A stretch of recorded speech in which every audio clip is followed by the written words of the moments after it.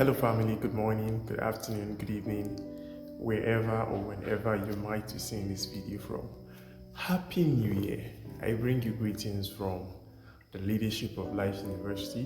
2026 is our year of purposeful living, the year where we live our best life now. I want to specially welcome you to this section, and for the next few weeks, we're going to be looking at a very interesting topic: intentional living, or you may call it intentional growth. All right, and in today's section, I want to begin by sharing with you the first of these many sections we're going to be having: the greatest story ever told. The greatest story ever told. So this evening, we're going to start our journey of living our best life by living or becoming intentional about our growth. And why is that important? I need you to understand, and I like you to be writing now. I need you to understand that purpose can only be achieved if two conditions are met. Purpose can only be achieved if two conditions are met. The first condition is, on the path of the individual, you must have a mindset of intentional growth. And secondly, you must be within an environment where intentional growth is taught and practiced as a culture. All right, so these two conditions are necessary. These two conditions must be met if purpose must be discovered, if purpose must be deployed or developed, all right, and deployed. Those are the three stages or three phases of achieving purpose. It has to be discovered, then it is developed, then it is deployed. Now, for each stage to happen for an individual, all right, these conditions must be met. What are those conditions? Once more, all right, it's the condition of, one, having that mindset of intentional growth, all right, and secondly, being in an environment where intentional growth is taught. But now, in addition to intentional growth being taught, it has to be practiced or imbibed, all right, or maintained as a culture in that very environment. So I like to say welcome, and I like to say lucky you and lucky me, because for every one of us in Life University, 2026 is our year of purposeful living. All right, you've just found an environment where that mindset needed for growth to happen will be instilled. All right, but more than being instilled, you see an environment where it is practiced. All right, and because it is practiced, it is reinforced into your mind. Now, just to give you some understanding on these two conditions, there are things you need to look at with respect to these two conditions. In other words, there are notes or there are indicators that you have to look at for these conditions to be met, or why they are being met. There are indicators you have to look out for. When an individual have a mindset of intentional growth, there are four things we are looking out for within the mindset of intentional growth. In other words, if these four things are in place, we can say, yes, this individual has a mindset, all right, that would welcome intentional growth. And what are those four things that must be seen? Or you might want to call this a checklist of four. The first is the willingness to grow. So if an individual has a mindset, all right, of intentional growth, we must see the individual willing enough to actually grow. All right. Now, the second thing that will happen once the individual is willing enough to grow, all right, is awareness. So willingness leads to awareness. Now, awareness talks about where you are. All right. When you are aware of who you are, it's easy to grow who you are. I stole that from John C. Maxwell. All right. So John C. Maxwell, in his book on the 16 laws of growth, say to grow yourself, you must know yourself. So willingness leads to awareness. Awareness talks about where you might be in your growth journey. All right. Now, once awareness happens, the next thing that will naturally follow is change. All right. Now you are willing. Now you become aware. Then from awareness, change. All right. And when we talk about change, we're talking about the things you need to change. All right, to move from where you are. All right, because that awareness will give you an insight to tell you, oh, in a specific area of your life, let's say finance, this is where you are. Or in a specific area of your life, let's say academics, this is where you are. So let's say there's a student who currently is desiring a first class honor. This student just want to graduate to the first class honor. All right, now this is what the student must first do. You must have that willingness to grow. All right, you must have that willingness to achieve that very academic performance or that very class of degree. Then, once the willingness is in place, awareness comes in. So at this very stage, the student is asking, okay, where am I? What is my current academic performance, right? Does my current performance currently falls under, the first class honor or the second class honor or the second class lower honor? That's awareness. Now, it now leads to the third thing, which is change. At this point, the individual now knows what to change. Okay, I need to change my study habits, right? I need to perhaps study more. Or I need to change my diet. So I need to stop. I was speaking to some friends, a very funny situation now.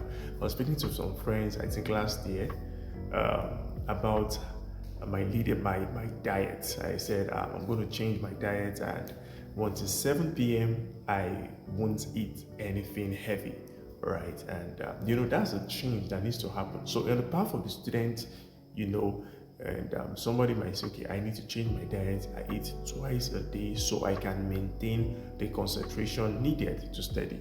Now, once change is in place, the last thing happens. Remember, we're talking about, the mindset of intentional growth. And these are the 4 things we're looking at. We've looked at willingness, we've looked at awareness, we've looked at change. Now, the next thing that will happen is action, all right? Because this is what I would always say. It's easy to take action if you've identified areas where you need to make changes. So changes or growth follows changes. Growth can only happen in an environment where change has occurred. I like to say that again, that growth can only happen in the life of an individual, a country, all right, an organization, or whatever.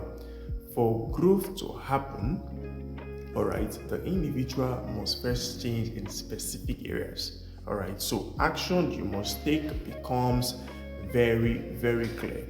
Now, that's on the path of the individual. Now, the second criteria, we are looking at 2 conditions. We'll say the first condition is the mindset of intentional growth. Now, the second condition is for that individual to now find, all right, haven't had the mindset of intentional growth, is to find an environment where these things are taught, all right, and practice as a culture. Now, just like how we have 4 things that happens once an individual has a mindset of intentional growth, we also have 4 things that would happen, all right, if an individual now finds an environment where growth is taught and practiced as a culture. The first thing that happens is that willingness to grow is strengthened, all right? You find yourself in a community where growth is being taught, like our community, Life University, all right? Now, that willingness that happens on the path of your mindset becomes strengthened.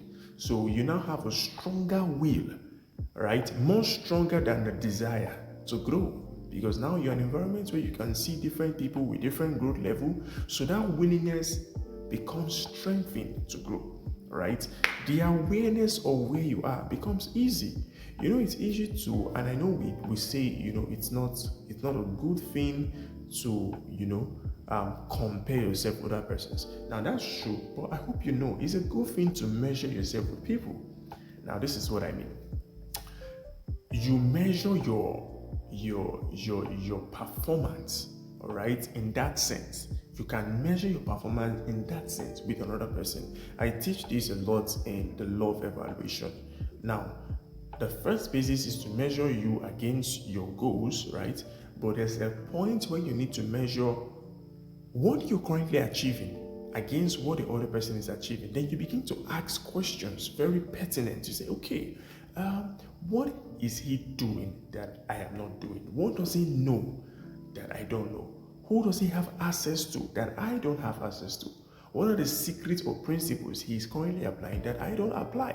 All right, so this talks about awareness. So when you are in an environment where growth is not only taught but practiced as a culture, that awareness of where you are becomes very easy. All right. Now, the next thing that happens in that environment is change, of course. All right. So the change you need to make as an individual becomes effortless.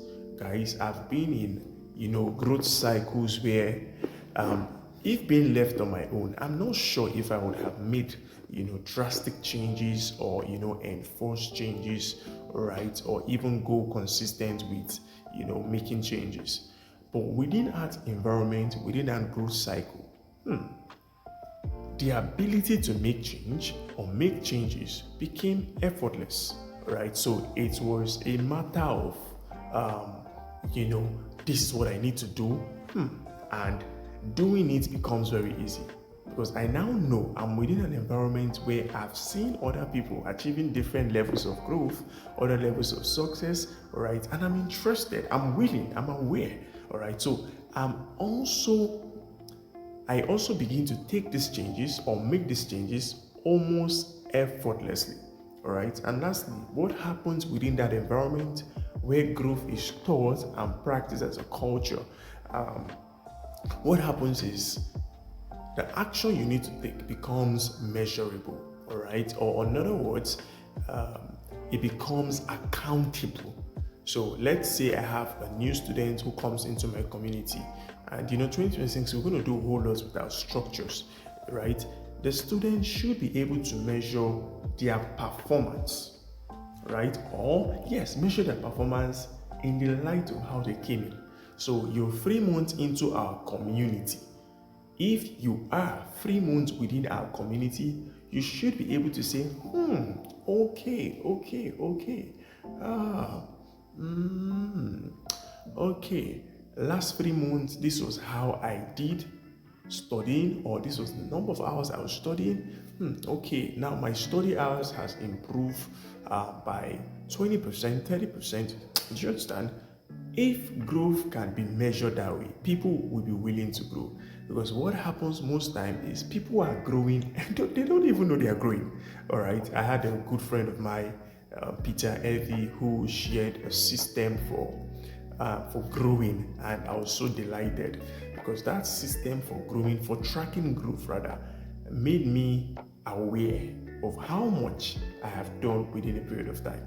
All right. So take that from me as an introduction. What is the introduction? For purpose to be achieved, all right, there are 2 conditions to be met: the mindset of intentional growth, and then an environment where growth is taught and practiced as a culture. All right. So I want to now go into our section today, which is the greatest story ever told. All right, and you might choose to title this the greatest story ever written, all right, the greatest story ever shared, or the greatest story ever heard. My emphasis really is on the greatness of the story, all right. But I figured out for you to have a better understanding or even appreciate the lessons behind the greatest story, I think it was necessary to share with you the shortest story ever told. All right. I'm sure you've heard the story. All right. I'm sure you've perhaps it's a popular but a short story. I heard the story many years ago, and I was privileged to reread to read again that very interesting story, very short. It's the story of Solomon Grundy. All right, it's the story of Solomon Grundy. So just in case you've perhaps, when we are younger, when you don't remember things that have been taught, we say you've used it to eat akara. So just in case you've used this story to eat akara, let me remind you of what it looks like, and I think we could recite it together. So let's go. So the shortest story is the story of Solomon Grundy. All right, so Solomon Grundy was born on Monday, christened on Tuesday, married on Wednesday, taken ill on Thursday, sickness grew worse on Friday, died on Saturday, buried on Sunday. And that was the end of Solomon Grundy. That was the end of Solomon Grundy.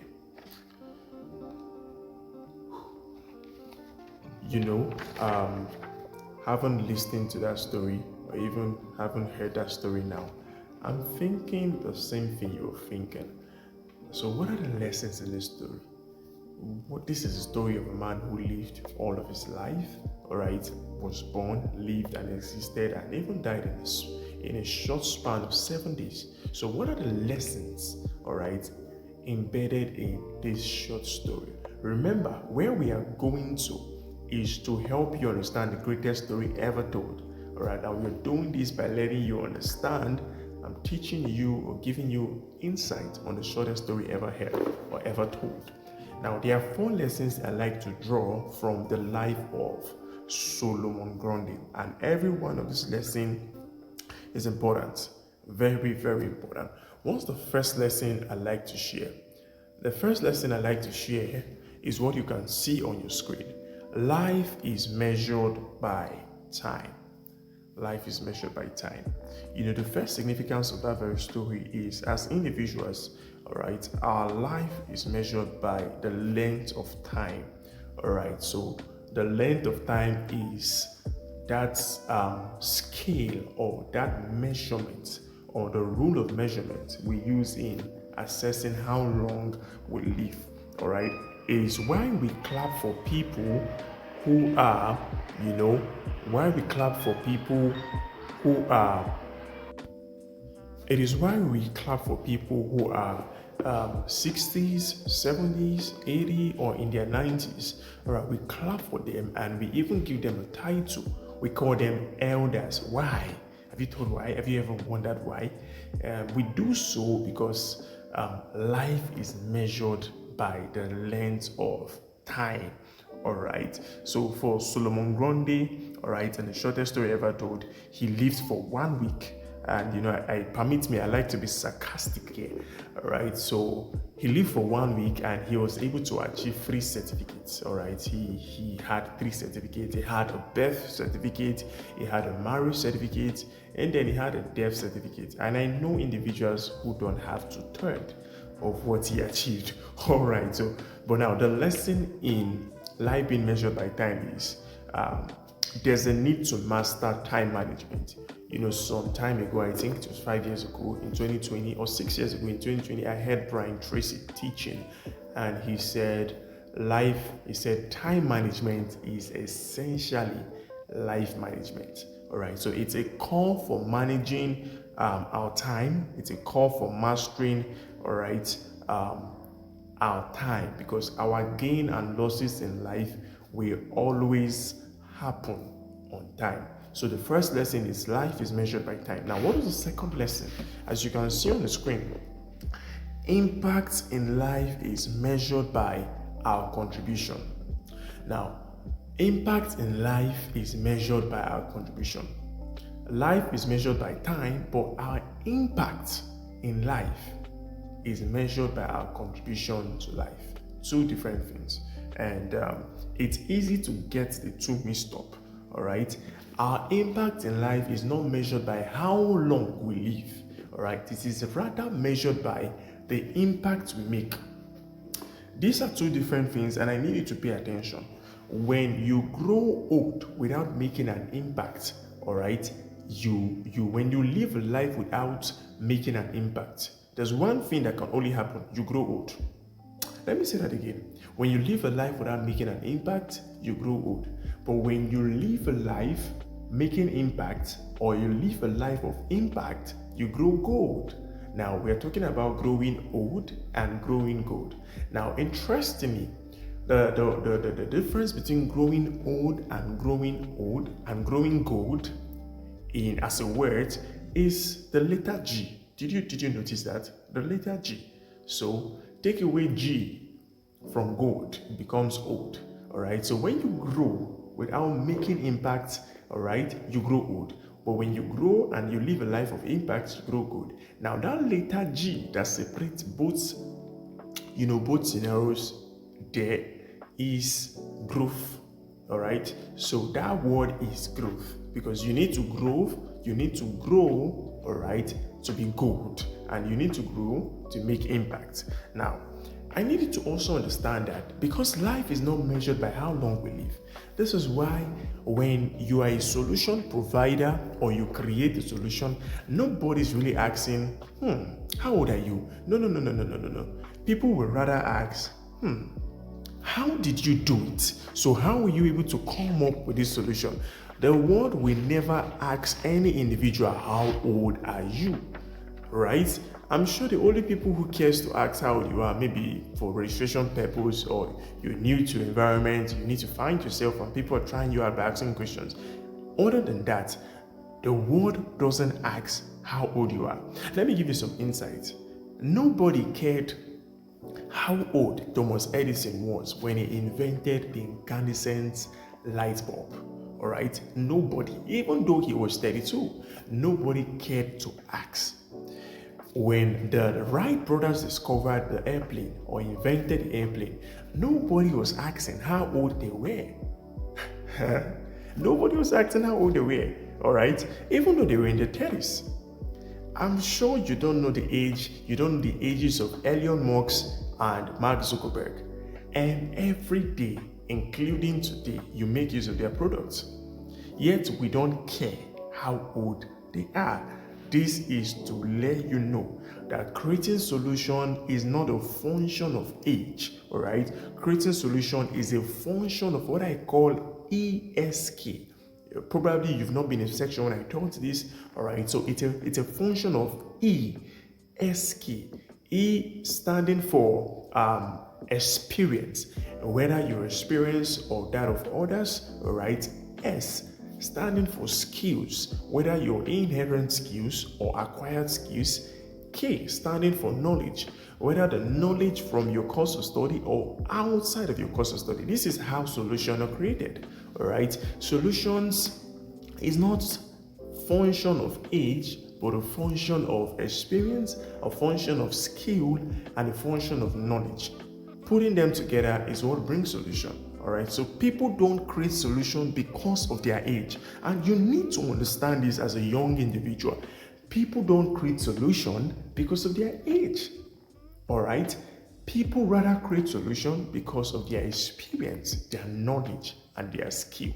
And when you use your knowledge, or when you use your experience and your skills and your knowledge, put them together, you are able to come up with a solution. Then you live a life of impact. The third lesson I like to share is time is short, right? Time is short.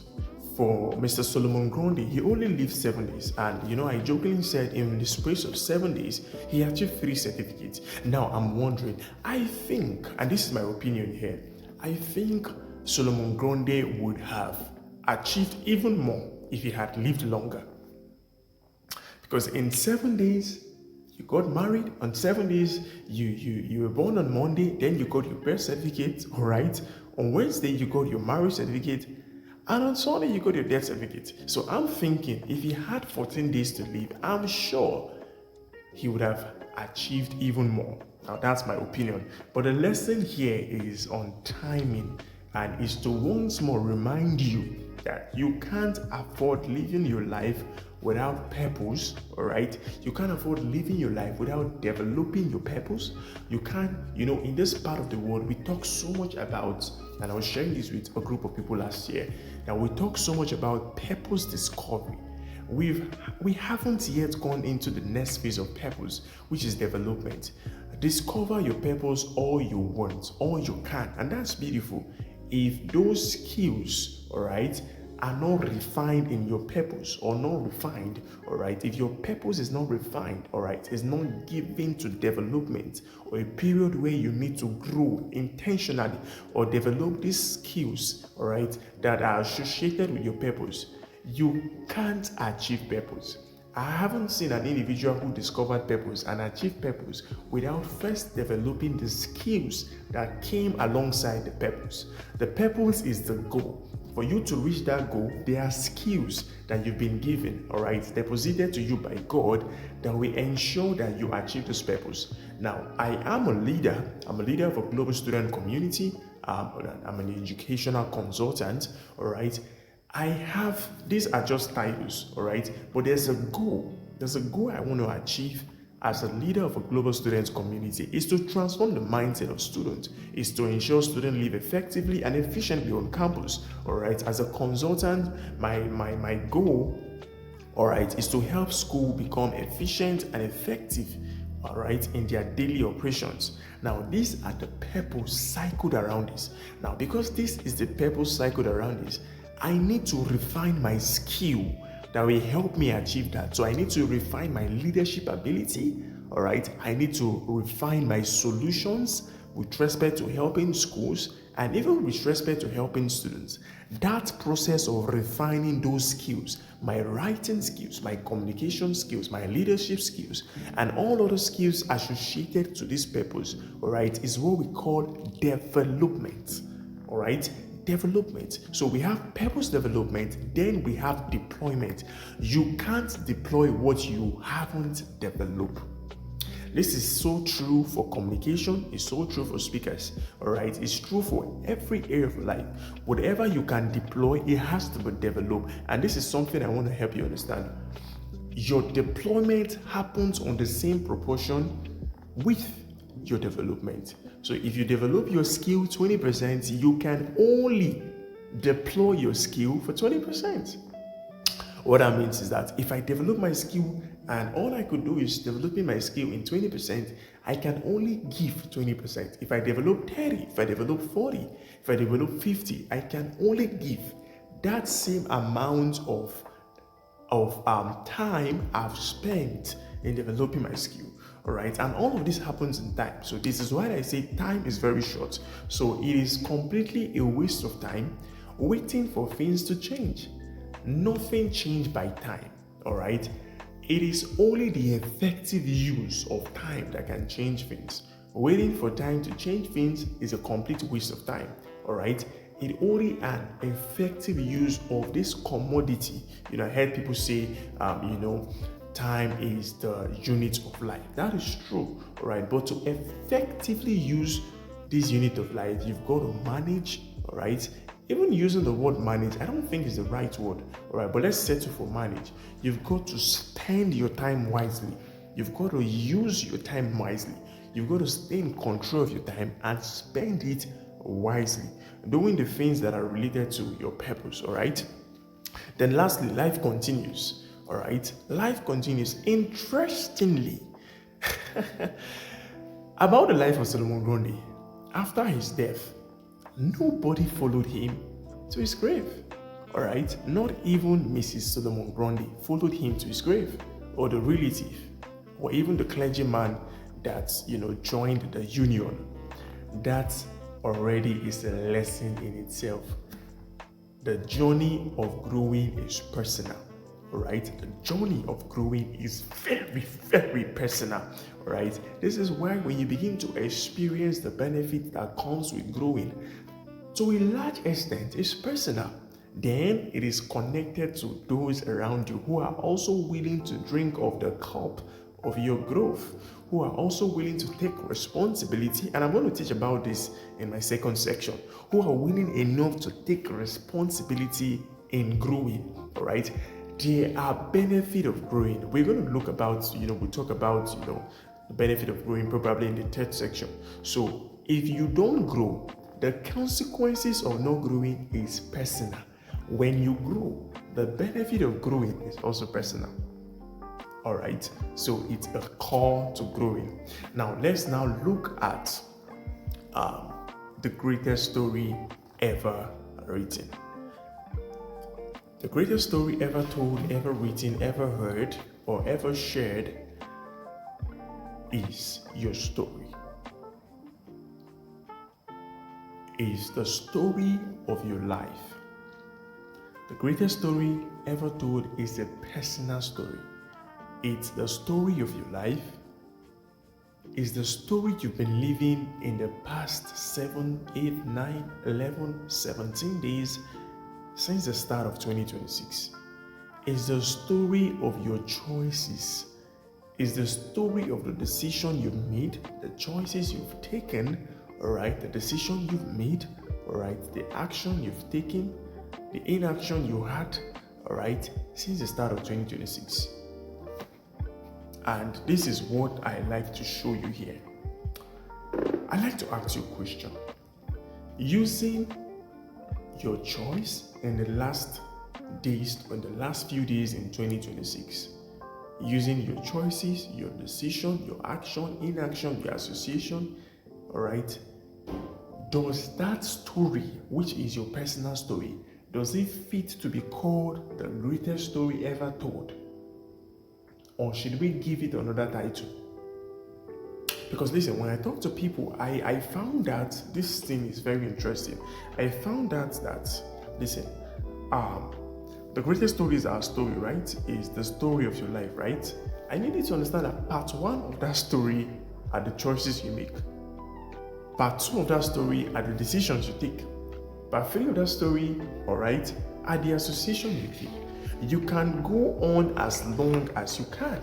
It is divided in chapters, and for every chapter, it points to you as a person, you as the main character of the very story, because you are the writer of the greatest story. You are the writer of the greatest story. The greatest story is all about you. All right, you are the very person writing that very story, and you write the story every day with your daily action, with your daily choices, your daily decision, the association you keep, and everything connected to you. Because I have realized that many people are simply reliving the story of Solomon Grundy, and guess what? They don't know it. Solomon Grundy lived for 7 days, and I have people who have lived for 20, 30, 40 years. And they have all relived the story of Solomon Grundy. Painfully so. And they don't know about it. Why? Because, we've paid too much attention to our physical part. We've paid too much attention to the part of us that can be seen, that can be touched, that can be felt.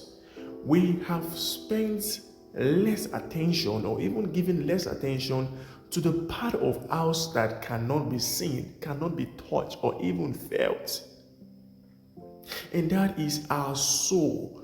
We are focused on physical development rather on the development of the soul. And you can already tell that you're facing or you're paying too much time on your physical development than your soul development or the development of your soul if you're paying attention or more focused on how you look, what the tone of your skin is, what phone are you using, all right? What am I wearing? Who am I wearing? Am I wearing a Louis Vuitton, all right? Am I wearing a Gabbana? Am I wearing a Gucci? All of these are just a fragment of our life. Oh, what do I eat? Oh, where do I live? Oh, where was I born? All right? What family was I born into? How much do I have in my account? And the list is almost endless. All of this list, all right, all of this list are things that are only tagged to our physical component, and they are subjected to change, all right? All of these things that are continually stealing our attention from growing intentionally and from living purposefully, all right, they are things that are temporal. They are things that will change if we change. How you look can change if you change. If you spend more time developing your soul, all right, developing ideas, coming up with solutions, at the larger run, all right, that solutions you've developed or those solutions you've developed can change your physical component. So it is wiser, better, and even faster to change you than to change things. Let me say that again. Imagine a student trying to change his or her academic performance. And I like to make use of students because this is the world I live in, all right? Imagine a student trying to change their academic performance just by changing it. Oh, I want to graduate to the first class.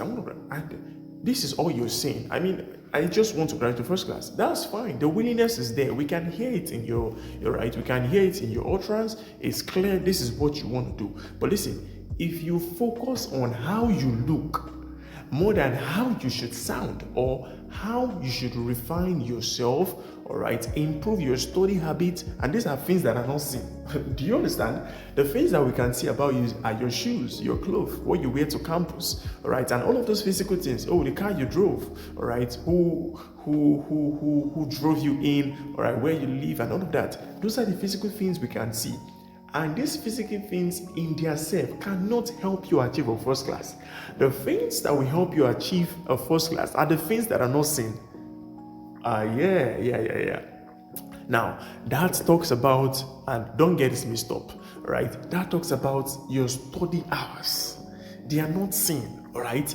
It's only you who's going through it. I mean, you don't come out and say, I'm reading 90 hours, and you come out and people see you and watch you for. No. I mean, these are things you do behind the scene. So those things you do behind the scene to develop you, all right, those habits you imbibe, staying in line with the keys and the laws of academic excellence are those things that will help you achieve your first class.